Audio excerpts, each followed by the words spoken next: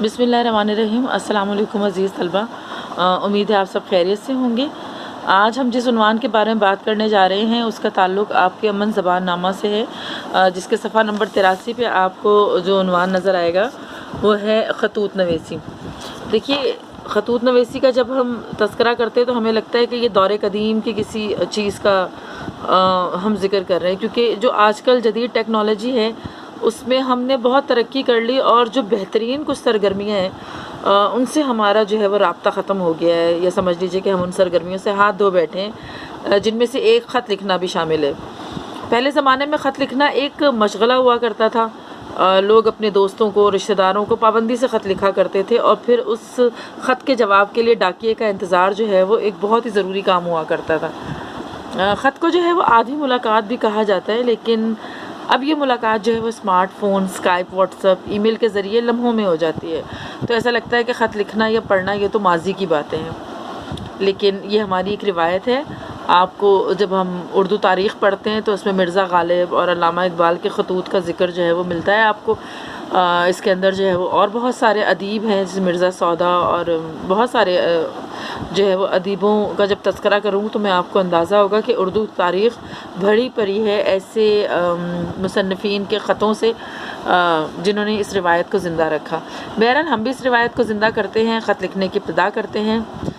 سکھاتے ہیں کہ آپ کو جو ہے وہ خطوط ہوتے کیا ہیں۔ تو اس کے لیے آپ کو ایک کاغذ اور ایک قلم کی ضرورت ہے۔ اچھا جی، خط لکھنے کے لیے سب سے پہلے یہ بات طے کرنی ہے کہ خط کس کو لکھ رہے ہیں، خط کا آغاز کیسے کرنا ہے،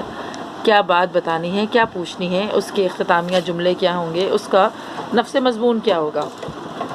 خط کی دو اقسام ہوتی ہیں، ایک ہوتی ہے غیر رسمی اور ایک ہوتے ہیں رسمی۔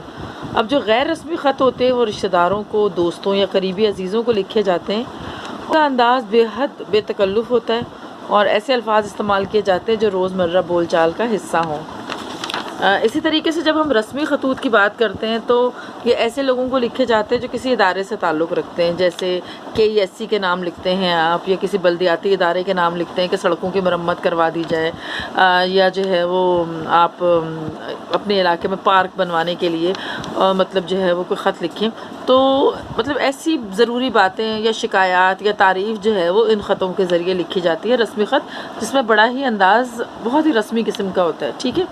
اچھا جی، اب ہم آپ کو ایک غیر رسمی خط کا خاکہ دکھا رہے ہیں، جس میں آپ دیکھیں گے کہ سیدھے ہاتھ پر آپ کو ایک پتہ اور مقام جو ہے وہ لکھا ہوا نظر آئے گا۔ جب آپ غیر رسمی خط لکھنے لگتے ہیں تو اس کا ایک طریقہ کار ہوتا ہے۔ سب سے پہلے آپ جو ہے وہ پتہ اور مقام لکھیں گے، اس کے بعد آپ تاریخ لکھیں گے، اس کے بعد آپ القاب لکھیں گے، یعنی آپ خط کس کے نام لکھ رہے ہیں، امی کے نام، ابو کے نام، یا دادا دادی کے نام، یا جو ہے وہ اپنے بڑے بھائی کے نام، یا اپنے کزنز کے نام، آپ کے خالہ زاد، ماموں زاد، کوئی بھی ہو سکتے ہیں۔ اس کے علاوہ پھر آپ القاب لکھیں گے جس میں السلام علیکم وغیرہ کا ذکر ہوگا۔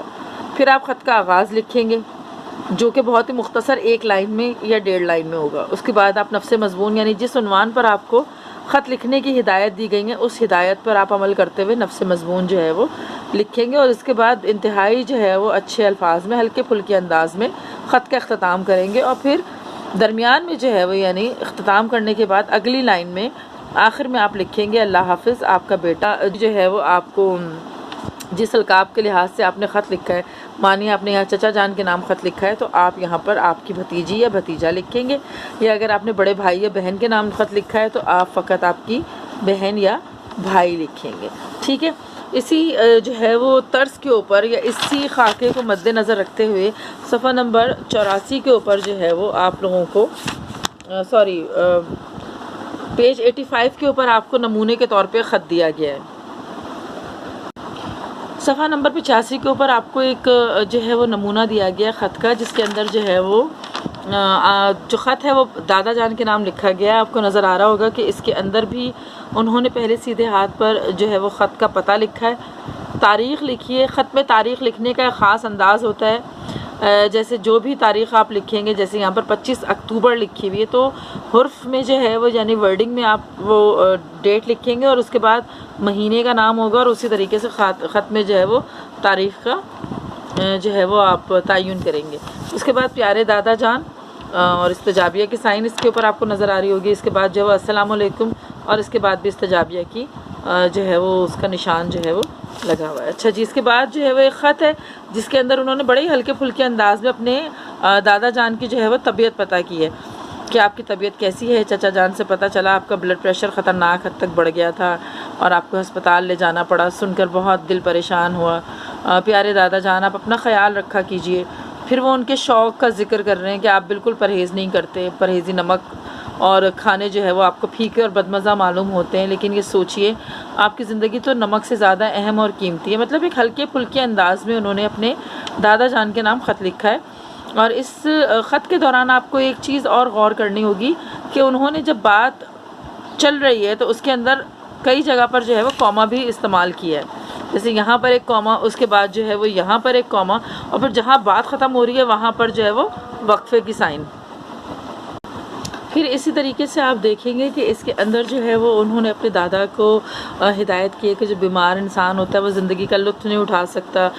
خدا نخواستہ اگر آپ کو کچھ ہو گیا تو ہماری زندگی تو آپ کے بغیر پھیکی اور بدمزہ ہو جائے گی۔ اور پھر انہوں نے دعائیہ کلمات بھی لکھے ہیں کہ اللہ تعالیٰ آپ کو زندگی اور صحت عطا فرمائے، آپ کا سایہ ہمیشہ ہم پر سلامت رکھے، آمین۔ تو آپ اس ساری گفتگو کے دوران دیکھیں کہ انہوں نے لکھنے کے دوران خیال رکھا ہے کہاں کوما آ رہا ہے، کہاں استجابیہ کی سائن آ رہی ہے، کہاں وقفے کی سائن آ رہی ہے۔ تو مطلب ان سارے نشانات یا علامات کا جو ہے وہ آپ نے خیال رکھنا ہے۔ انشاءاللہ میں اگلے مہینے ابو کے ساتھ آپ سے ملنے کے لیے ضرور آؤں گا۔ اس کے بعد انہوں نے اختتامیہ جملے کے لیے آپ دیکھ رہے ہوں گے کہ تھوڑا سا فاصلہ رکھا ہے، یعنی اختتامیہ جملے کے لیے انہوں نے جو ہے وہ تھوڑا سا، یہاں دیکھیے آپ لائن چینج کی ہے۔ اچھا اب اجازت دیجیے، امی کسی کام کے لیے آواز دے رہی ہیں، مجھے امید ہے آپ اپنی صحت پر توجہ دیں گے۔ خیر اندیش، آپ کا پوتا قاسم۔ اب آپ غور کیجئے کہ اختتامیہ جملے کے بعد یہ دیکھیے خیر اندیش کا مطلب ہوتا ہے کہ آپ کی خیریت چاہنے والا یا آپ کی خیریت